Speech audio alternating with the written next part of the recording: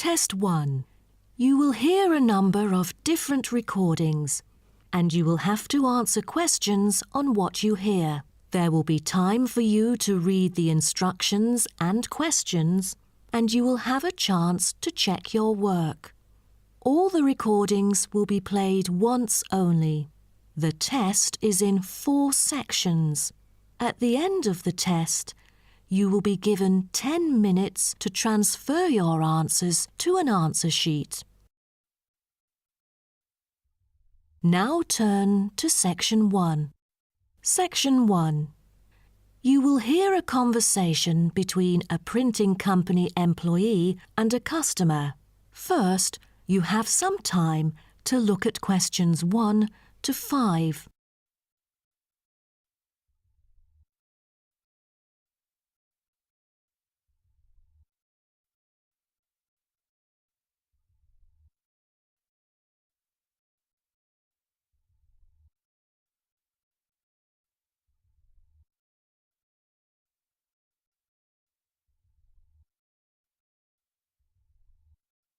You will see that there is an example which has been done for you. On this occasion only, the conversation relating to this will be played first. Good afternoon.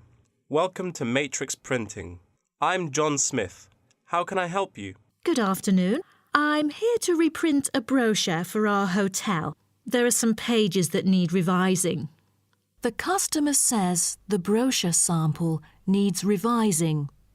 So, brochure has been written in the space. Now we shall begin. You should answer the questions as you listen, because you will not hear the recording a second time. Listen carefully and answer questions 1 to 5. Good afternoon. Welcome to Matrix Printing. I'm John Smith. How can I help you? Good afternoon.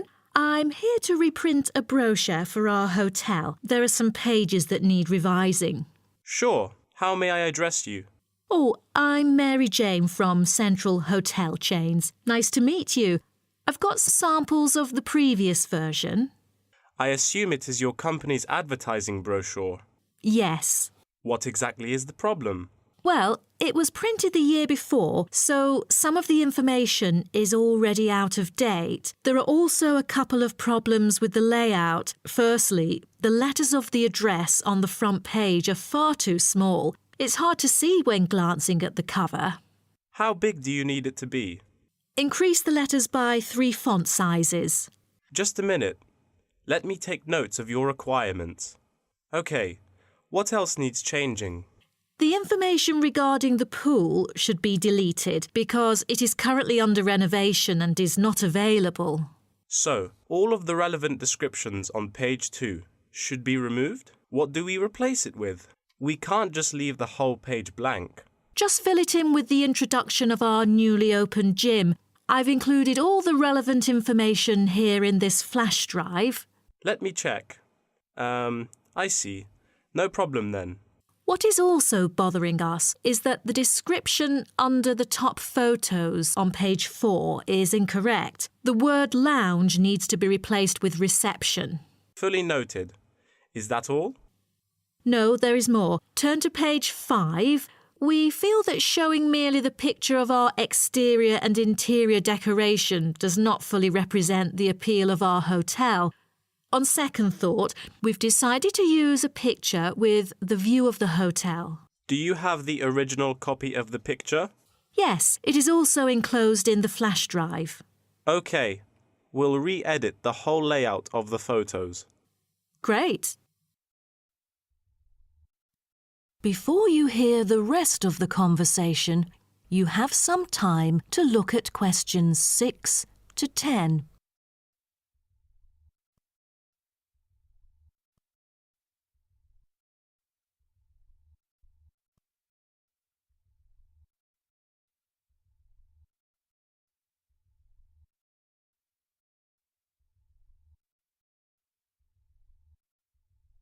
Now listen and answer questions 6 to 10.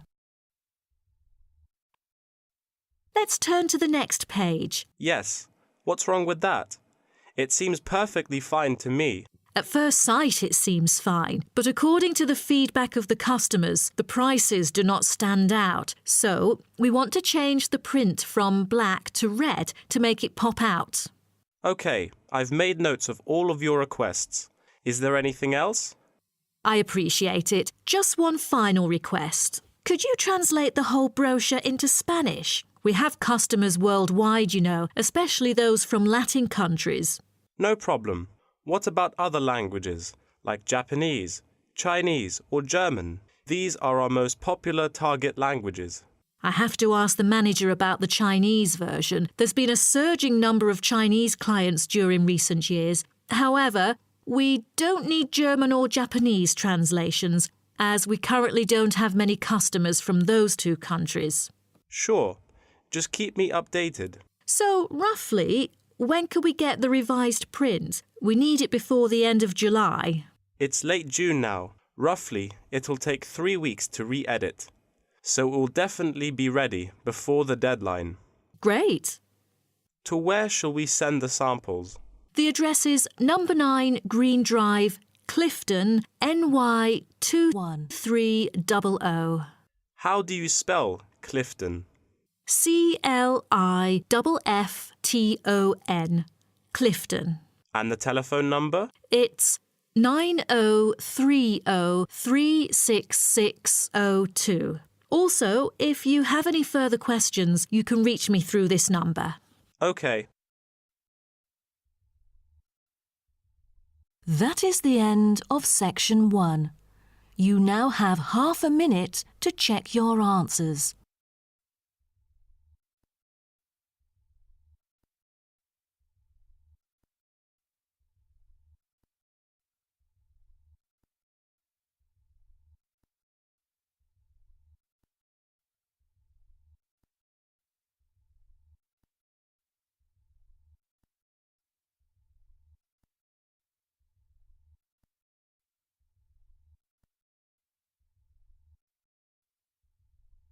Now turn to section 2.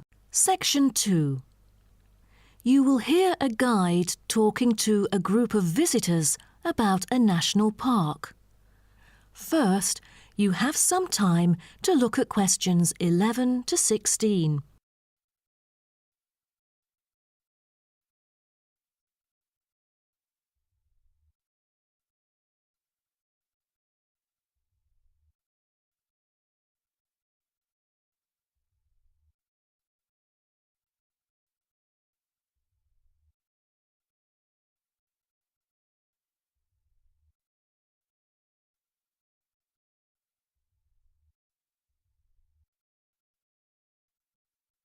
Now listen carefully and answer questions 11 to 16.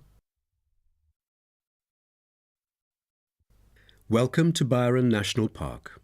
I am Jim Carson, your tour guide for the trip. First, I'd like to give you some basic information about the park.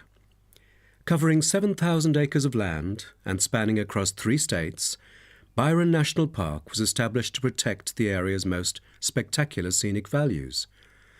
With unique geological features, natural history, and native plant and animal life, it is an ideal destination for recreation as well as research purposes.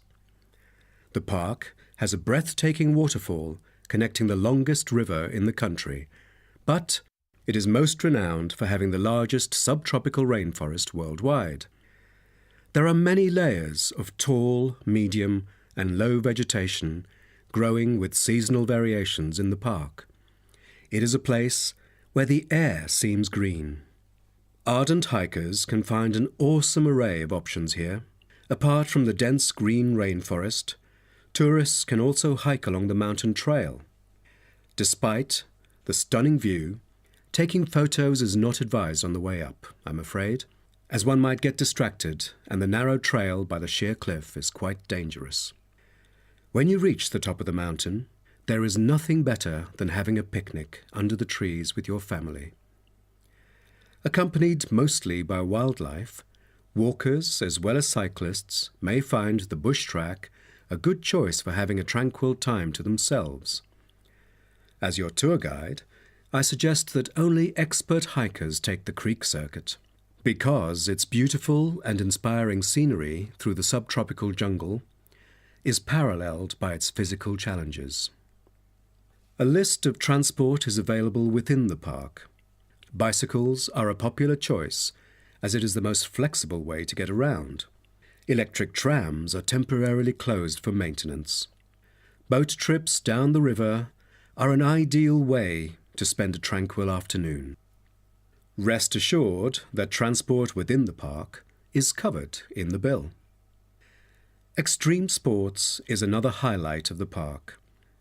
There are, for adventurous grown-ups, especially those who are comfortable with having a racing heart, scary as it may sound, it is actually safe to participate in extreme sports under strict instructions and close supervision. Abseiling is available regardless of the weather. It is a fun way to overcome fear of heights, gain new skills, and get an adrenaline rush. Bungee jumping and paragliding are also available, except for during the summer. At this point, you might worry about meals here. Well, even though there is only one restaurant in the park at the moment, the variety of dishes is astonishing. There are 2 meals included in the price.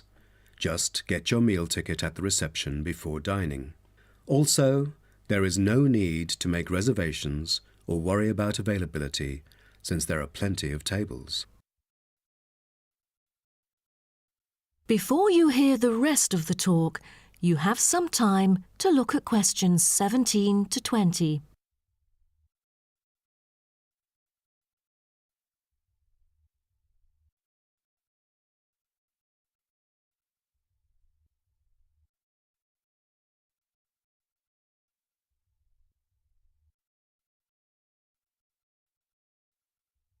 Now listen and answer questions 17 to 20.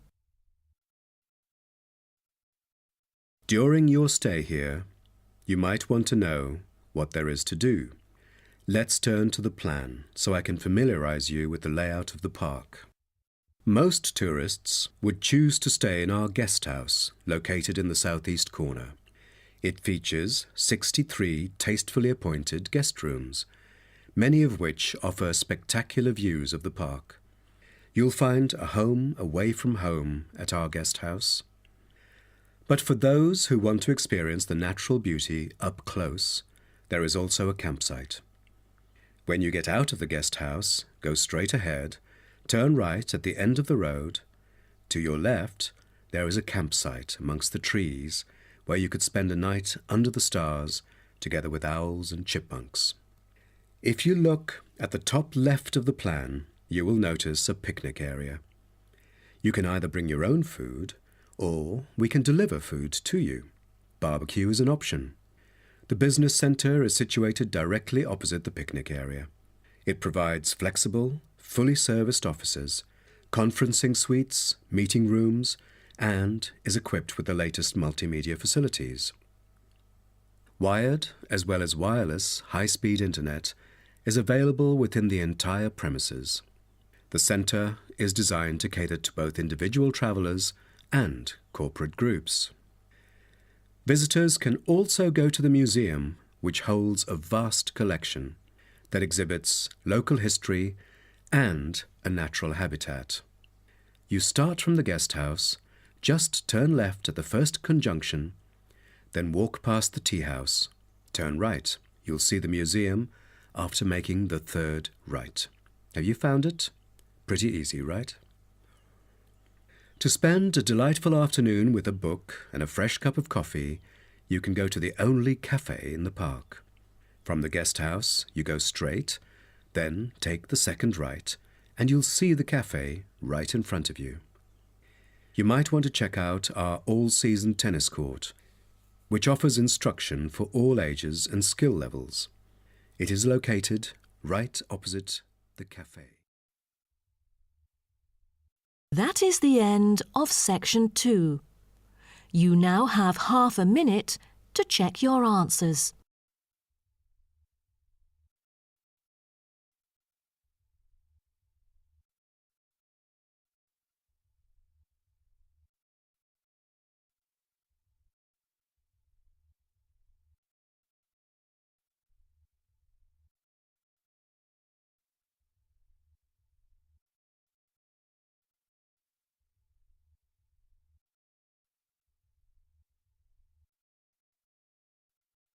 Now turn to Section 3. Section 3. You will hear two students called Helen and Paul talking to their tutor about a nursing course. First, you have some time to look at questions 21 to 24.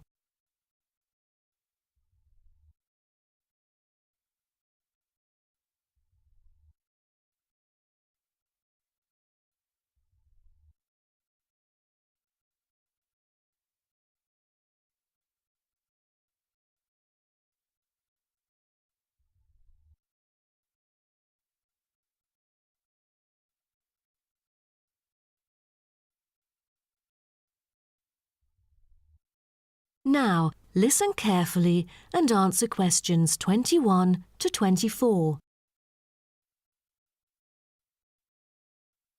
Helen and Paul, congratulations to you both for doing so well the past semester. You two have exhibited an impeccable performance during your first year in the nursing program. I'd like to get some feedback from the two of you to better improve the program and to provide guidance for our prospective students. I'd like to start with you, Helen. So, first of all, which aspect of the program impressed you? Well, to be honest, when I was enrolled into the course, I was expecting a group of classmates my age. But as I stepped into the classroom for the first time, I was surprised by the diversity. Most were in their 20s, but there were also those in their 30s or even 40s.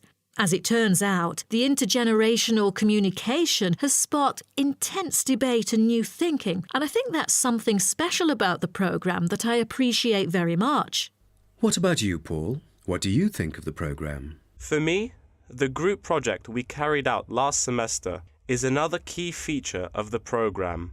The whole class was divided into 8 different groups, working on 8 prospective cases. Team-building sessions were conducted in a collaborative way most of the time. Comprised of 5 members, our group studied acute pancreatitis. During the process, we broke the task into different parts and assigned them to each member. We were then able to tackle the complex problem by pooling our knowledge and skills. More importantly, stronger links were established between the group members. Because of the project, we've all become good friends. That's true. According to graduates, group projects prepare them for the work world in which teamwork and collaboration are increasingly the norm. So tell me, Paul, what else do you like about the program? I want to be a registered nurse working in a public hospital after graduation. So the internship provided is a valuable opportunity for clinical practice in a supportive learning atmosphere. However, I was amazed by the amount of written assignments, since I thought the course should have focused more on practice-oriented learning. Well, I have to disagree with you, Paul. The essays demonstrate your understanding of the course. For me, writing essays is a process that involves critical thinking, which challenges me to develop my points more thoroughly. I thus manage to gain a diversity of perspectives. The program is designed to deliver basic and advanced theoretical knowledge of core concepts, including healthcare systems concepts, together with practicum or clinical practice experience to bridge the classroom content to the practice setting. So, I'm afraid written work is unavoidable. Also this year, we've added a module of law. How do you feel about that? At first, we felt that learning law is kind of redundant and too time-consuming. After a few sessions, we realised that it is necessary in dealing with future medical disputes. Before you hear the rest of the talk, you have some time to look at questions 25 to 30.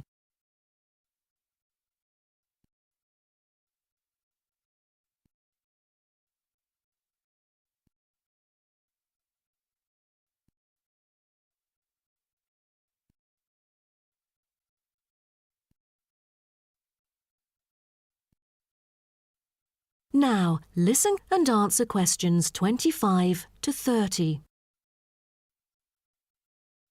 Do you have any suggestions for prospective students? What bothers me most is handing in essays on time. I almost missed the deadline once because there were 3 essays due within the same week, so rationalizing your time is critical. Well, that's true. The lectures deliver so much useful information. I have poor memory, so I kept making notes and revisiting them on a regular basis. To my surprise, at the end of the semester, I have learnt the key concepts by heart. How was the research? I heard that it was quite challenging. How did you manage to overcome the difficulties? That's true. The majority of us had no clue how to carry out the research at first. Fortunately, when I was digging up reference materials at the library, I sought help from the librarian. She taught me about finding the appropriate resources and choosing the proper research methods. Have you checked out the online forum? Yes, it has become a habit for me to visit the forum regularly. In a sense, it extends classroom learning. It is where the students post academic problems that they come across and get support from the faculty members. Some of my classmates didn't do so well during the placement tests. I feel that background reading is necessary. Lastly, do you have anything to say to the freshmen? I was really ambitious at first, trying to get straight A's on my transcript. I made tons of notes and worked hard even on the optional assignments to get extra credit. I stressed myself out before having an emotional breakdown. After consulting my advisor, I found it important to set realistic goals. Don't push yourself too hard. It is wise to sort out your priorities. Thank you for coming here today and providing valuable feedback on the programme. Have a great summer break. That is the end of section 3. You now have half a minute to check your answers.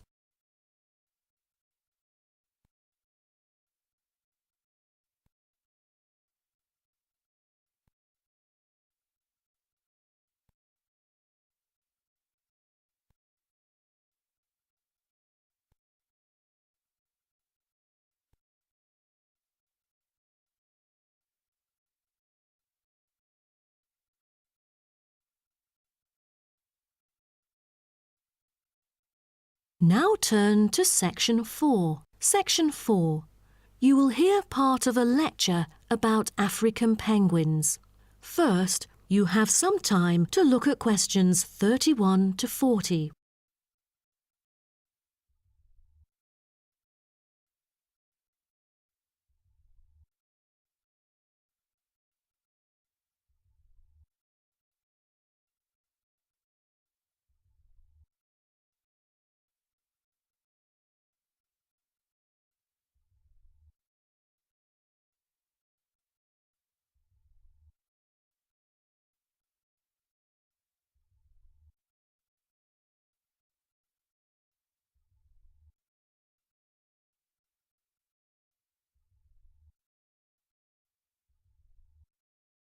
Now, listen carefully and answer questions 31 to 40. Good morning, everyone. Today's lecture is about a type of adorable animal, the penguin.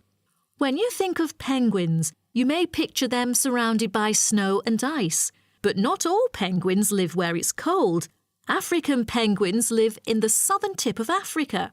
They are usually found within 40 kilometres of the shore and on a number of its surrounding islands. African penguins are also known as jackass penguins because they make donkey-like braying sounds to communicate. African penguins can keep their body temperature at a stable level, but their land habitat can get quite warm, so there are a number of ways for them to stay cool.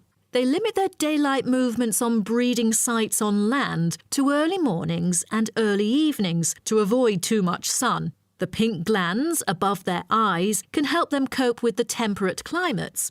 Like other penguins, African penguins spend most of the day feeding in the ocean, which also helps keep them cool.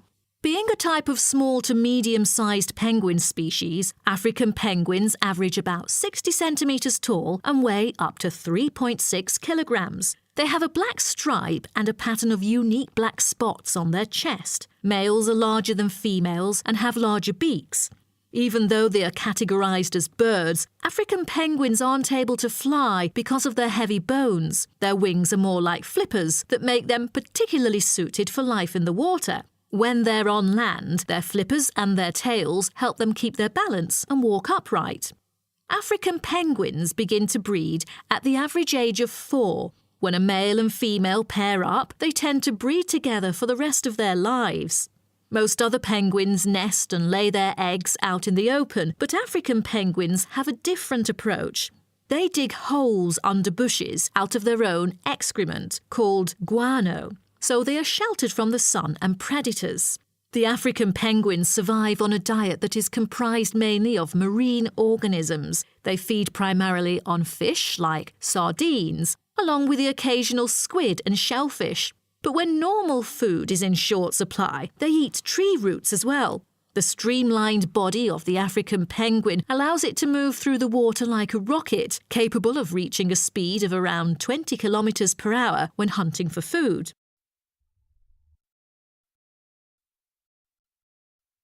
The African penguin's smaller size means that it has many predators both in the water and also on dry land.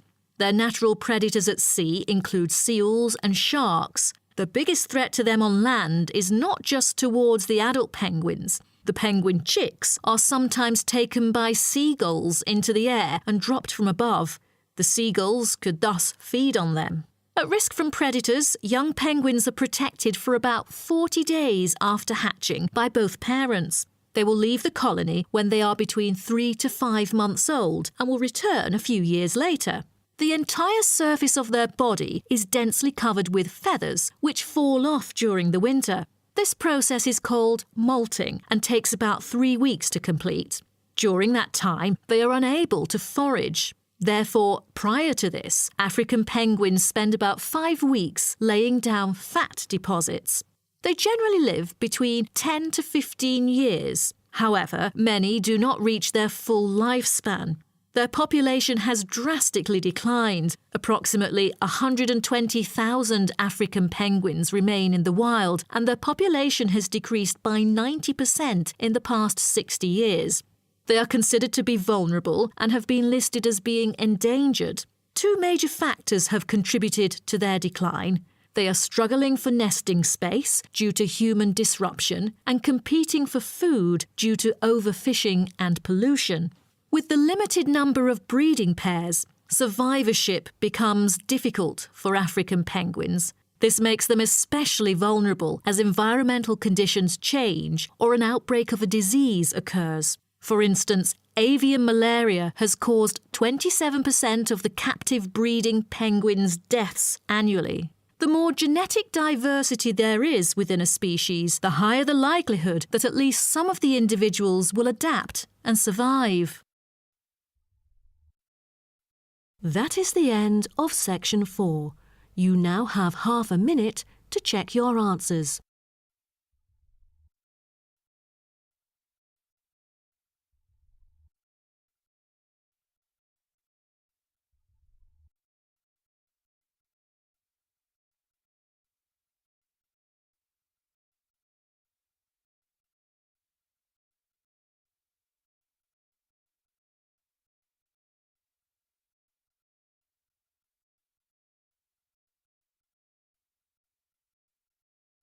That is the end of the listening test.